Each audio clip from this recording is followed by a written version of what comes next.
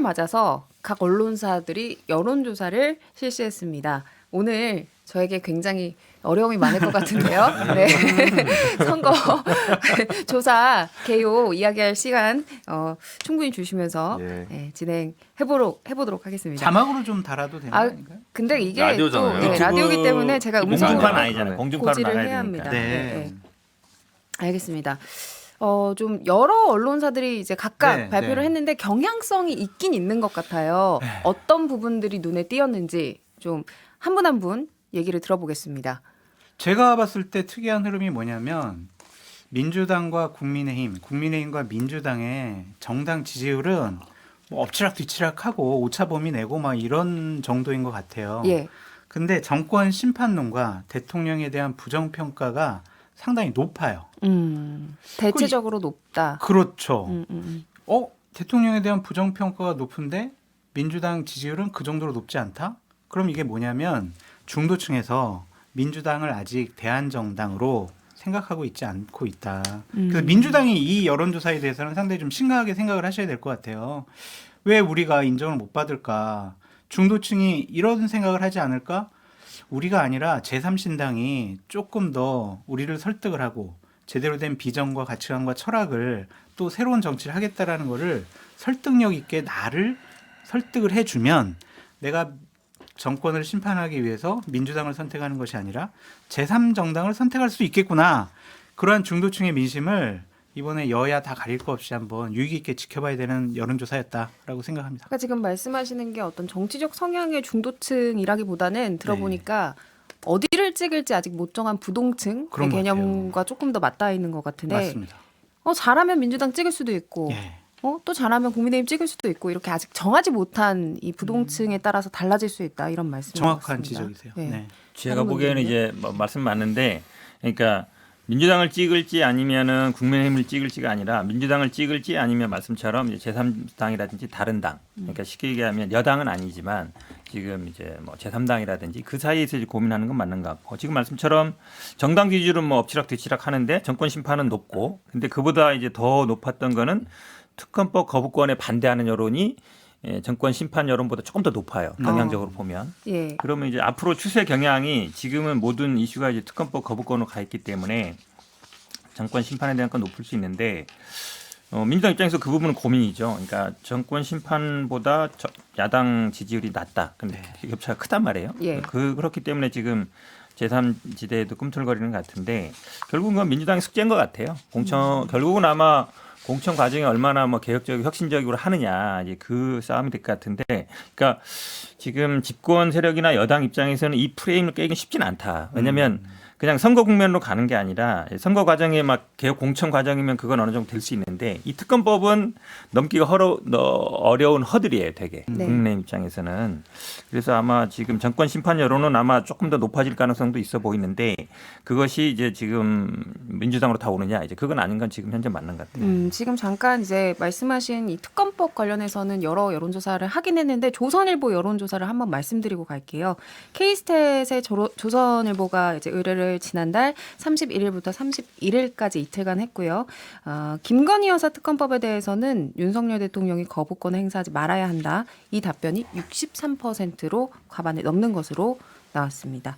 또 다른 분, 뭐 김준우 위원장은 그러니까 어떻게 이게 보셨어요? 지금 국면이 묘하게 2016년 총선과 비슷하게 돌아가고 있다라는 측면이죠. 그 지지율과 그 다음에 제3지대의 가능성만 놓고 봤을 때는, 그러니까 이제 그 당시에도 박근혜 정부에 대한 심판론이 있었는데 결국은 이제 국민의당이 그 민주당이 대안으로 충분히 수렴되지 못하면서 국민의당이 이제 38석이라는 상당히 많은 의석을 차지했던 거잖아요. 그런 측면에서 제3지대 부분이 좀 남아 있다라고 하거나, 그거는 근데 어떻게 역으로 보면 제3지대가 뭐라고 하죠? 많이 정치권에서 쓰는 표현으로 스스로 발광체가 아니라 반사체일 수 있다. 그러니까 민주당의 뭐 혁신이나 통합에 따라서 이런 것들이 좀 달라질 수 있는 부분 아니냐라고 하는 게 사실 정확한 지적이 아닐까 싶어요. 그래서 거기다가 2016년과 좀 다른 것이 많은 분들이 말씀하시는 게 물론 그 비례에서의 퍼센트는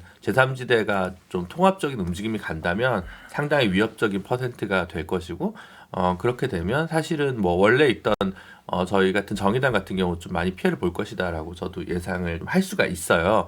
그런데 그게 지역구도와 지역선거에서까지 그렇게 국민의당 수준의 파괴력을 가질 것이냐라고 하는 것에 대해서는 이낙연 신당이나 이준석 신당 열렬 지지자들도 우리가 그 정도까지는 안 될 것이라고 객관적으로들 보시는 것 같아요.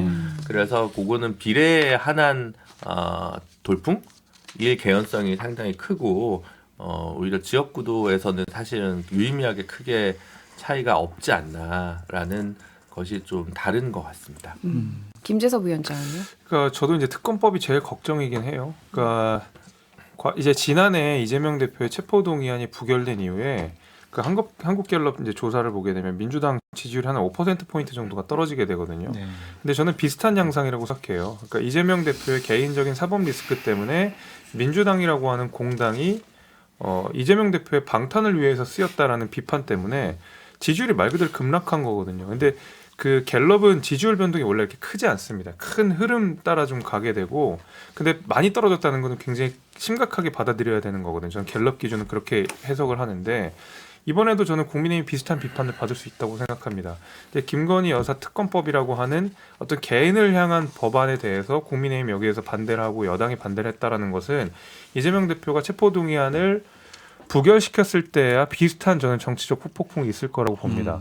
그래서 연초에 뭐 동아일보에서 기사가 나와가지고 여론조사가 나와가지고 서울 지역은 그래도 국민의힘 해볼 만하다라고 하는 여론조사가 나왔습니다만은 그거는 김건희 특검법이 거부권 행사 이전에 치러진 여론조사이기 때문에 그거보다는 조금 더 지금 안 좋은 상황을 갈 가능성이 전 대단히 높다 이렇게 생각이 되고, 제가 2020년 총선에서 1월 1일자에 나왔던 여론조사들을 좀 봤어요. 봤더니 당시에 이제 정부 견제론 내지는 정부 지원론에서 나왔던 퍼센테이지와 실제로 4월 15일 날 있었던 총선 결과가 비슷하더라고요. 그러니까 의석수로만 따지면 퍼센테이지 비율로. 그렇다고 생각하면 여전히 정부 견제론이 높다라는 것은 우리가 위기로 인식하고 국민의힘이 대응을 해야 된다고 봅니다. 당 지지율만 올랐다고 좋아할 게 아니라. 알겠습니다. 조금 전에 이제 김재섭 위원장이 말씀하신 한국갤럽 조사는 중앙일보가 의뢰한 여론조사고요. 12월 28일부터 29일 이틀 동안 진행된 여론조사입니다. 오늘 말씀드린 모든 여론조사의 자세한 사항은 중앙선거 여론조사 심의위원회 홈페이지를 참조하시면 됩니다. 지금 이제 말씀하신 것들을 좀 종합을 해보면 정권 견제론이 안정론보다 높게 나오는 상황 공통적으로 말씀해 주셨고, 그리고 이제 특검법 지지율이 높다는 것, 이 부분을 크게 말씀해 주신 걸로 요약할 수 있겠고, 또 이제 민주당, 국민의힘, 여야 이렇게 큰 구도뿐 아니라 신당에도 좀 영향을 줄 수 있다. 여기까지 얘기가 나온 걸로 정리를 하고, 또 동아일보가 실시한 조사를 조금 더 깊게 볼게요. 이 조사는 동아일보가 리서치앤리서치에 의뢰해서 실시한 여론조사고요. 지난달 12월 26일부터 28일까지 진행이 됐습니다. 이 좀 특이한 게 동아일보 여론조사를 얘기해 보고 싶었던 게 이제 서울에서 권역별로 좀 이제 나온 결과치들이 있더라고요. 그래서 얘기해 볼 만한 게 있을 것 같은데, 서울과 인천에서 일단 수도권 오차 범위 내에서 접전인 것으로 나타났어요. 그래서 이 부분은 어떻게 제가 해석하시는지. 그 새해 벽두부터 기분은 굉장히 좋았죠. 그래요? 6석이라는 기사가 나왔다가 갑자기 제가 포함된 동부권도 뭐 괜찮아요? 오차 범위 이내에서 예. 이렇게 있는 걸 보고 기분은 좋았지만 이제 기분만 좋으면 안 되잖아요. 저희는 냉정하게 분석을 해야 되니까 중앙 여론조사 심의위원회에 들어가가지고 자세한 그 사항을 결과를 확인해 봤습니다. 보셨군요. 근데 제가 가장 크게 놀랐던 것은 유선 전화 비율이 21%라는 거. 음. 근데 최근에 있었던 여론조사들 가운데서 유선 전화 비율이 이렇게 높았던 건 없었던 것 같아요. 되게 그래서 대부분 요즘에 나오는 유선 전화 여론조사에서는 무선 전화 100% 다 휴대폰 연결을 하거나 아니면 유선 전화 비율이 아무리 높아도 10%를 넘는 경우는 잘 없거든요. 근데 20%가 21%가 됐다라고 하는 것은 기본적으로 나이가 좀 많으신 분, 그다음에 집에 계신 분, 이런 분들이, 그러니까 집 전화를 가진 분들이라고 그렇죠. 하는 게 사실은 뭐 많은 표본이 아니잖아요. 근데 이분들이 되게 보수 성향이 강하다는 걸 생각해 보면 이번 여론조사가 굉장히 기분은 좋지만 기분만 좋고 끝나면 안 된다. 훨씬 더 현실은 냉정할 거다라는 마음의 준비는 좀 하고 봤습니다. 그러니까 이번 이 동아일보 여론조사가 유선이 20%, 무선이 80%이기 때문에 이제 유선 전화 응답 비율이 20%였다는 거는 이제 기존의 보수층이 응답을 많이 했을 네. 것이라는 추론을 할 수 있고 그렇기 때문에 좀 이제 보수적으로 해석을 했을 때는 그렇게 좋은 결과만은 아니다 그럼요. 이렇게 지금 여기 받아들일 수 5분 있다. 중에서 혹시 집 전화 가진 분 계세요? 아예 없어요. 없어요. 저도 없어요. 저희 집 전화 없은 지 네. 10년이 넘었거든요. 아. 그러니까 유선 전화로 응답을 하시는 분들이 그 어떤 정치적 성향을 가질지는 그래도 우리가 가늠을 훨씬 해볼 수 보수적으로 있겠다. 봐야 된다고 생각이 듭니다. 그래서 사실은 어느 언론에서 의뢰했느냐에 따라 결과가 좀 달라진다는 묘한 경향성이 이번 신년 조사에 기도와 바램 이런 것들이 좀 많이 투영돼 있다. 진짜 그럴까요? 그래서 아니 그러니까 좀 이상한데 어떻게 보면요.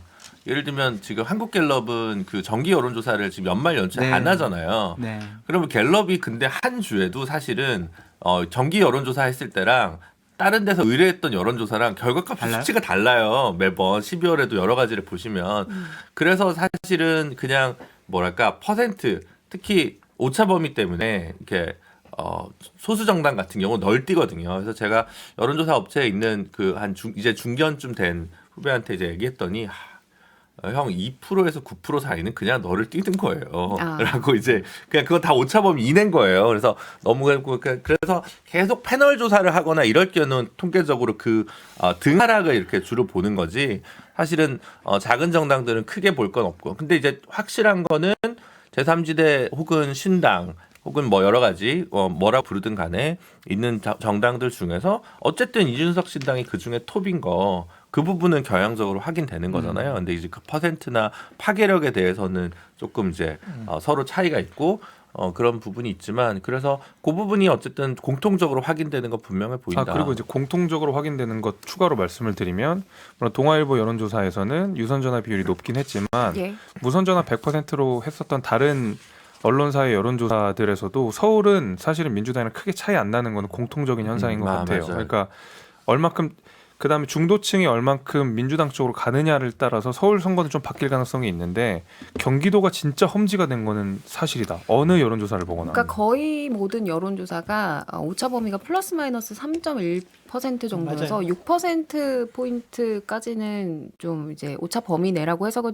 해야 되고 동아일보 같은 경우가 3.5%가 플러스 마이너스로 오차 범위여서 7% 포인트까지는 이제 오차 범위 내다 이렇게 해석을 하면 되실 것 같습니다. 그러니까 동아일보 여론조사에서 서울 지역에서는 국민의힘이 한번 해볼만 하네 이러한 분위기잖아요. 예. 그게 여론조사의 함정, 여론조사의 착시 현상이 아닌가라는 좀 생각이 들고요.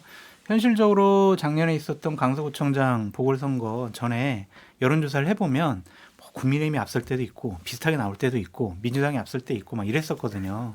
근데 바닥 민심이 어떠냐라는 것과 또한 정권 심판론이 높다라는 것 이런 것들을 한꺼번에 살펴보면은 국민의힘이 그렇게 낙관적으로 생각하기는 좀 어려운 것 같다라는 생각이 듭니다. 오히려 이렇게 봐야겠죠. 지난 재보궐선거, 그다음 대선, 그리고 지방선거까지 서울시장, 서울시 선거에서 국민의힘이 계속 이겼잖아요. 네. 어쨌든 그러면 이제 토대가 괜찮다. 이제 그 배경에는 결국은 뭐 부동산 정책과 관련된 부분에 있어서 민주당이 좀 실기한 거 아니었냐, 뭐 문재인 정부에 좀 한계가 있었던 거 아니냐 때문에 서울 민심이 좀 돌아섰고 근본적인 토대에 있어서 보수도 이제 해볼 만한 곳이 되었다라고 하는 것이 전제인데 그렇죠. 누차 얘기하지만 그럼 정권 심판론을 대신에 생기는 문제니까 그게 이제 정권의 어떤 더 친위 체제 강화를 보이는 한동훈 리더십 때문에 오히려 선거가 더 꼬였다라고 생각하실 보수 소수파 혹은 보수 극파 혹은 뭐 범 김재섭파 이런 분들이 이제 생각을 깊게 하시겠죠. 네. 제가 봐도 뭐 세 분 의견이 거의 비슷한 것 같은데 결국은 이제 정당 지지율도 중요하긴 중요하지만 사실은 지금 임기 중반에 치러지는 선거고 그러다 보니까 정권에 대한 평가가 될 수밖에 없어요. 네. 그러니까 정권 심판이나 지원도 중요하지만 그보다 더 중요한 거는 이제 대통령의 긍부정 평가거든요. 네. 대통령의 지금 부정 평가가 긍정 평가를 압도적으로 좀 앞선지 거의 임기 초 한두 달 빼고는 거의 지금 1년 반 이상 지속되고 있거든요. 이거를 뒤집는 게 결국은 그러니까 대통령에 대한 긍정평가가 높으면 정권 심판 여론은 떨어질 수밖에 없어요. 당연히 어차피 그거는 연동돼 있는 거니까. 근데 정권 심판보다 대통령 부정평가가 조금 더 높습니다. 제가 보기에는. 네. 그거는 장기적으로 봤을 때는 추세적으로 정권 심판이 힘을 더 받을 가능성이 있는 거예요. 그런 게 아마 제가 보기에는 그래서 대통령이 어쨌든 정치를 잘하고 그다음에 국민들한테 지지를 많이 받는 거 그것이 제가 보기에는 가장 큰 집권 여당 입장에서는 선거운동이지 뭐 당대표를 바꾸고 비대위원장 바꾸고 그건 그렇게 중요한 것 같지 않아요. 현 변호사님이 정확한 지적을 해주셨던 것 같고요. 앞으로 남은 90여일 동안 대통령께서 또한 집권 여당이 대통령의 부정평가를 어떻게 하면 낮출 수가 있을까. 긍정평가를 올리는 게 아니라 부정평가를 낮춰야 된다. 네. 거기에 모든 역량을 다 집중해야 돼요. 어. 근데 지금 나타나는 여러 가지 현상이 그쪽이랑은 그렇게 가지는 않는 것 같아서. 근데 상대적으로 그러면 걱정스러워요. 강승규 전 사회시민수석은 네. 이번 총선은 윤 대통령 얼굴로 가야 한다 이런 이야기를 했는데 잘못 분석한 거예요? 이거 총선용 아니에요. 아니에요. 공천용이에요. 공천용 발언이다. 그러니까 이분이 지금 충남 예산 그쪽에서 출마하시려고 하는데 거기 현역 의원이 홍문표 의원이에요. 거기서 오랫동안 현역 그렇죠. 의원으로 활동하셨던 분이거든요. 그래서 윤 대통령이랑 찍은 사진을 걸어놨다고. 그러니까 하더라고요. 당원들은 지금 윤석열 대통령에 대한 지지세가 강하니까 홍문표 의원은 그렇게 뭐 윤석열 대통령 편도 들어주지 않는 것 같고 이렇게 적극적으로 나가서 옹호하는 것 같지도 않다. 이거는 철저하게 총선용이 아니라 공천용 멘트다. 공천용 사진이다. 그렇게 말씀드릴 수밖에 없죠. 알겠습니다. 여론조사 좀 개략적으로 짚어보고 또 강승규 전 사회시민수석 이야기까지 해봤는데요. 잠시 광고 듣고 와서 계속해서 이어가도록 하겠습니다.